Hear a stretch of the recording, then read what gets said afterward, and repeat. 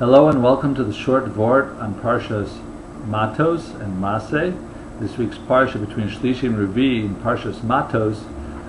We follow up on the conclusion of the incident where Hashem told Moshe to conquer the Midianites, and then he would go into Eretz Yisrael, and Moshe sent the Jews to kill all the people, including the Benos Midian, who were old enough to have relations with a man, and afterwards they come back and the soldiers let the women live despite the commandment.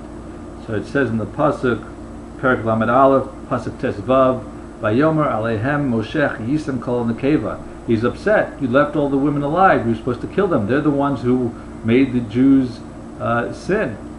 So why is it that they didn't listen to Moshe's instructions?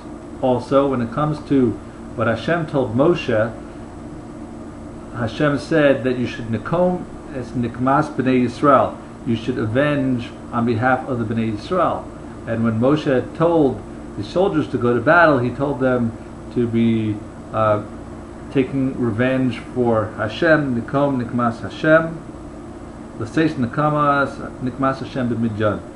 So why does the language change from nikmas b'nei Yisrael when Hashem said it to l'seis nikmas Hashem when Moshe said it? You can understand this with a parable. There was once a poor man, and he created a glass sculpture, and he brought it over to the rich man to try to sell it to him.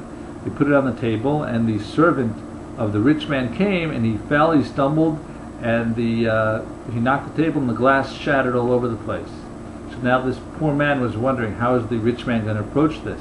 Is he going to take responsibility and accept it as his loss because it was his servant who knocked it over, or is he going to consider it to be my loss because he actually never purchased it?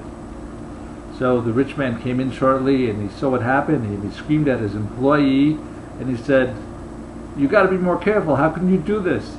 You're causing a loss for this man." And at that point, the ani realized that he was the one, that even though the guy was upset on his behalf, that the usher still felt that it was the ani who would take the loss. So it's the same thing here.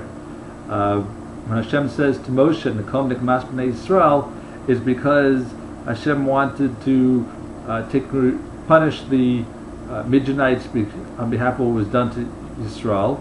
As mashma from here, it is implied that it was considered that the Jews resulted they did a chet, that they did a sin with what they did.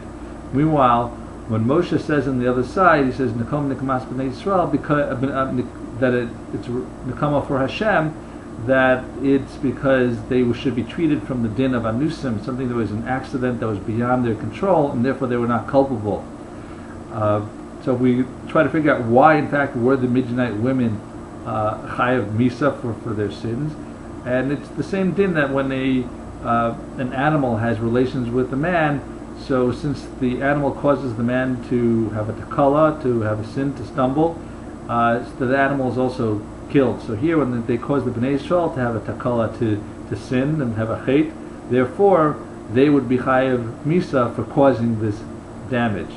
And that's the perspective that the soldiers had, that the soldiers had heard it from Moshe to avenge on behalf of Hashem, implying that it was not considered a chet for the Jews, it was something beyond their control, they're anusim, and therefore from that din, the women would not be chayav misa, and they left them alive. But Moshe Rabbeinu, who heard from Hashem, and was saying that Nikom nikmas b'nei Yisrael, so he knew that Hashem was saying that in the end it's the Jews who are going to have to suffer, they were culpable for it, even though it was a takala through the other side, and because it was a takala from the women, they were also chayav misa. Thank you for listening. Have a wonderful day and a wonderful Shabbos.